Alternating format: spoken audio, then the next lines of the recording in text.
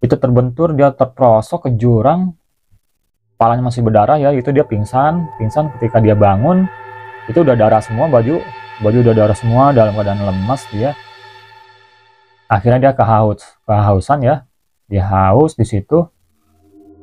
Dan karena ada air terjun ya, ada sungai di depannya, dia minum itu air sungai buat ngisi tenaga ya, biar nggak kehausan.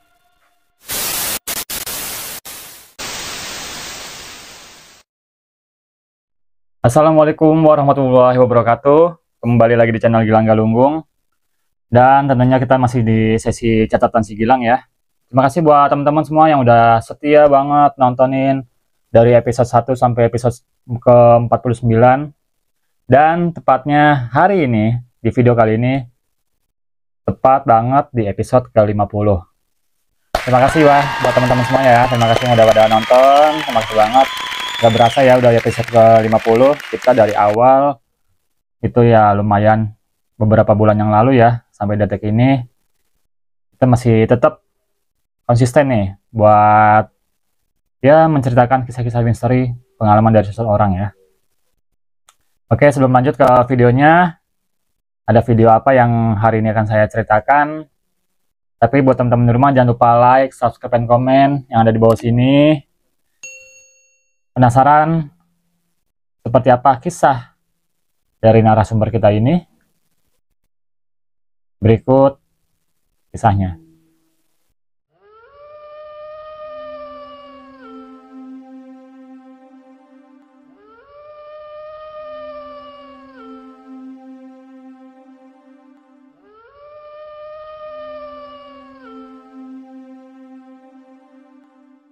Oke teman-teman, jadi kisah ini saya ambil dari sebuah artikel yang sedang viral ya.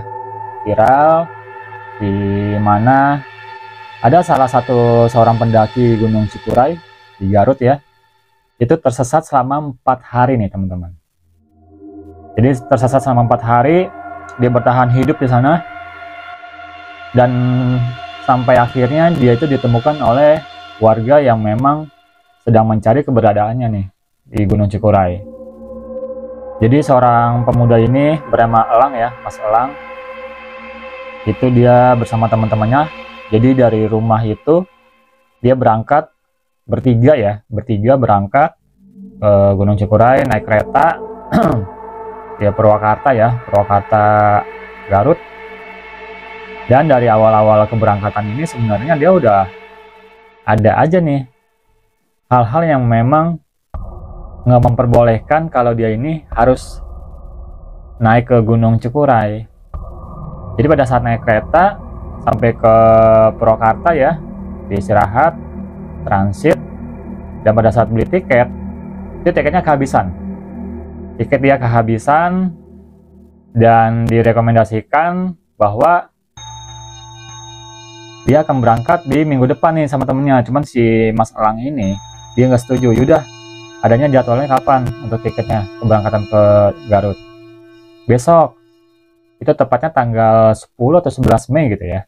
10 atau 11 Mei. Itu jadi dia berangkatnya keesokan harinya nih. Keesokan harinya dia berangkat. Sebenarnya temennya ini, yang 2 orang ini dia bilang udah minggu depan aja. Cuman si Mas Elang ini dia kekeh, udah besok aja kita berangkat, udah kepala nanggung ya. Kita udah jauh-jauh naik kereta ke Purwakarta. Kalau harus balik lagi ke rumah, ya udah malas ya, karena udah packing juga segala macam persiapan logistik ya, udah disiapkan semuanya.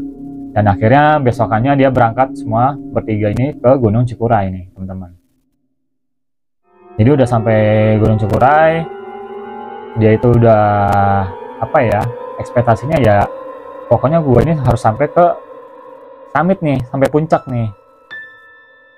Jadi dia bertiga ini jalan nyusuri jalur untuk pendakian ya, dan sampai ke pos 1, dia lewat lagi pos 2, dan harusnya dia ini ngecamp itu di pos ke 8, pos 8 atau pos, oh sorry, bukan di pos 8, harusnya di pos 6 dia ngecamp.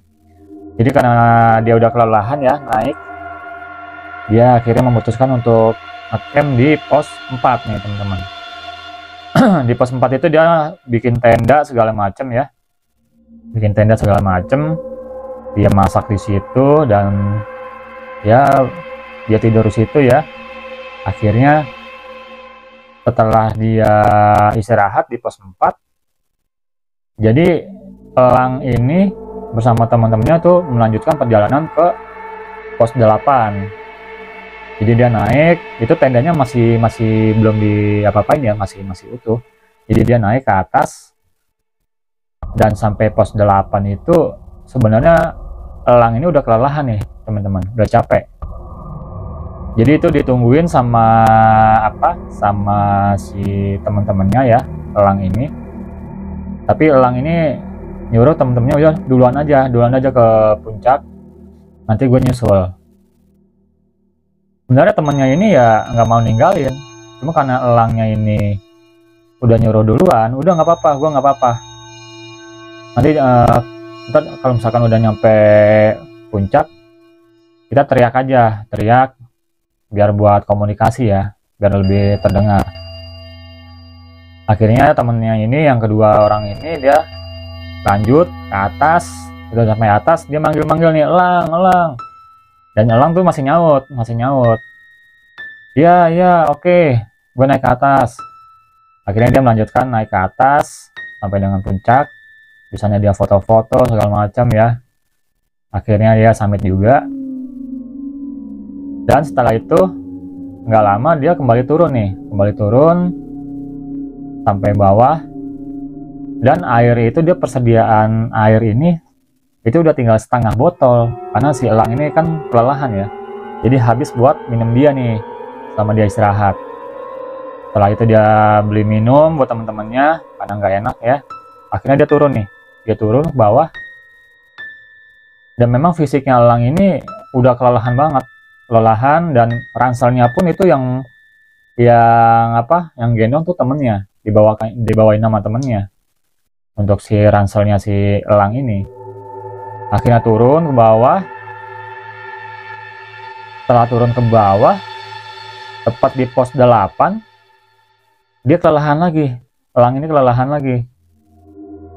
Akhirnya ke temennya ini disuruh duluan ke pos 6 ya. Disuruh nunggu di pos 6 teman-temannya ini. Nanti elang menyusul nih. Setelah itu dia istirahat, temennya turun ke bawah. Elang istirahat, udah kelelahan, itu masih banyak orang yang mendaki ya. Dan sampai saat itu dia berpapasan dengan pendaki yang berasal dari Bandung, yang ketemu sama dia di kereta itu. Jadi dia setelah istirahat memutuskan untuk turun lagi nih ke pos 6 nyusulin temen-temennya. Ketika mau ke pos 6 itu dia ada jalur ke kanan dan ke kiri. Jadi sebenarnya dia harusnya ngambil jalur ke kanan ke arah ya teman-temannya turun ini. Tapi dia bingung dan akhirnya dia milih jalan yang salah nih, ke kiri.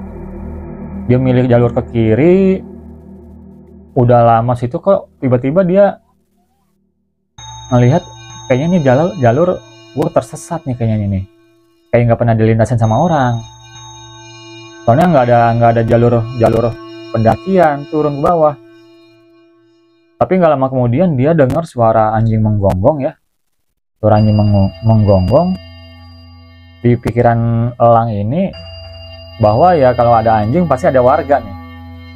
Dekat sama warga. Akhirnya dia ngikutin suara anjing itu menggonggong. Setelah dia lari, ada panik ya. Dia takut juga di dalam hutan itu, dia takut. Dia lari kenceng ngikutin suara anjing ini. Tiba-tiba setelah dia berlari kencang, itu di depan dia bawahnya itu jurang. Dia kaget, terperosok dan pegangan pohon ya. Dia sempat pegangan pohon, dan akhirnya pohon itu rantingnya itu patah. Akhirnya dia jatuh ke jurang ke bawah, sampai palanya ini dia terbentur. Itu sampai ke bawah itu ternyata itu jalur air terjun ke bawah itu ya. Itu terbentur, dia terperosok ke jurang, kepalanya masih berdarah ya. Itu dia pingsan ketika dia bangun itu udah darah semua, baju udah darah semua, dalam keadaan lemas dia. Akhirnya dia kehausan ya, dia haus di situ. Dan karena ada air terjun ya, ada sungai di depannya, dia minum itu air sungai buat ngisi tenaga ya, biar nggak kehausan. Itu dia udah lelah, akhirnya dia bermalam di situ sampai keesokan harinya. Di hari pertama ya dia tuh tersesat, dia bertahan hidup di situ. Lalu setelah keesokan harinya dia bangun itu, dia jalan, pikiran dia itu di pos 2 ini itu ada mata air.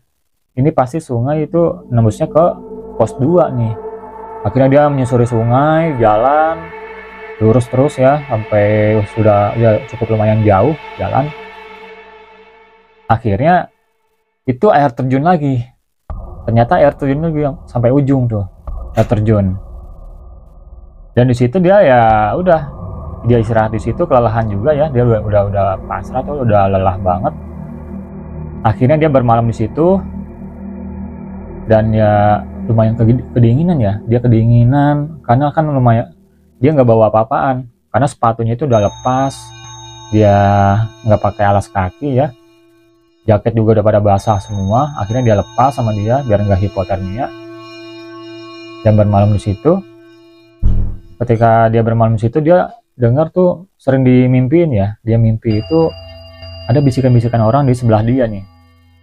Tapi dia ya udah nggak mau nengok segala macem, dia tetap tidur aja, nggak mau nengok ke belakang lah ya. Akhirnya sampai ke keesokan harinya, di hari kedua itu dia tetap ngikutin ke arah sungai ini mengalir. Akhirnya dia ngikutin, dia cari jalan, dan sampai di ujung ternyata itu jurang itu, yang air terjun itu cukup curam, paling dalam itu paling dalam. Dia nggak berani ya, sampai di situ dia udah pasrah. Ya Allah, dia meminta atau memohon pertolongan sama Allah ya. Dia udah pasrah, dia udah lemas segala macam, dia udah syahadat segala macam ya. Dia minta maaf juga ke orang tuanya, saya ikhlas, tolong ikhlaskan saya kalau misalkan saya nggak bisa selamat gitu. Akhirnya dia berdoa di situ, dia sempat bermalam juga di situ. Dan pada saat bermalam dia bermimpi lagi nih, bermimpi bahwa ada orang yang mengajak dia untuk pergi, ayo ikut sama saya. Tapi dia di situ nggak ini ya, kayak bingung, jadi dia diem aja di situ. Lalu sambil ya karena ada air ya, cuma ada air aja, air sungai ya, dia cuma minum air sungai aja. Akhirnya dia udah lemas, udah pasrah. Dan ketika keesokan harinya itu tiba-tiba dia mau teriak ya, dia jalan ke ujung air terjun, dia mau teriak minta tolong. Tiba-tiba anjing pemburu ini datang menghampiri dia. Dan ternyata di situ dia kaget ketika anjing itu menghampiri dia. Ternyata ada warga lokal yang memang sedang mencari dia nih, teman-teman. Jadi alhamdulillahnya dia ketemu sama yang sedang mencari dia ya. Jadi dia ketemu sama warga situ. Akhirnya dia dikasih minum, dikasih makan, dan dia udah nggak bisa nelan makanan karena dadanya sakit ya, dadanya sakit. Terus gigi juga udah nggak berasa, udah kebas karena ya 4 hari dia tersesat. Udah ditolong, dia dibopong ya, lalu dibopong sama warga semuanya untuk diselamatkan. Dan akhirnya di situ dia langsung dibawa pulang karena ayahnya ini ternyata ikut mencari dia nih di Gunung Cikuray. Akhirnya dia pelukan, minta maaf segala macam karena udah menyusahkan orang tua ya. Dan sebelum dia ditemukan, sebenarnya keluarganya ini, ibunya juga sama uannya ini selalu dihantui suara-suara aneh nih di rumahnya. Makanya firasatnya udah nggak enak banget nih, takut si elang ini kenapa-napa. Akhirnya dia selamat sampai rumah. Nah, setelah dia diobati ya, dibawa ke puskesmas, dibersihkan luka-lukanya, dan dia menginfokan juga ke teman-temannya bahwa dia nih udah ditemukan. Jadi itulah teman-teman ya, kisah dari elang seorang pemuda yang tersesat selama 4 hari bertahan hidup di hutan di Gunung Cikuray, yang orang-orang tuh ya sempat nggak percaya dan sempat nyebut elang ini adalah bocah ajaib nih, karena bisa selamat selama 4 hari. Biasanya orang tersesat itu 2 hari 3 hari udah nggak selamat ya. Ya itulah teman-teman kisah dari elang ya, pemuda yang tersesat di Gunung Cikuray. Buat teman-teman, terus pantengin video-video selanjutnya. Ada konsep apa lagi di episode selanjutnya, dan tentunya kita akan buat gebrakan-gebrakan baru untuk video-video selanjutnya. Terima kasih buat semuanya. Jangan lupa like, subscribe, dan komen. Assalamualaikum warahmatullahi wabarakatuh.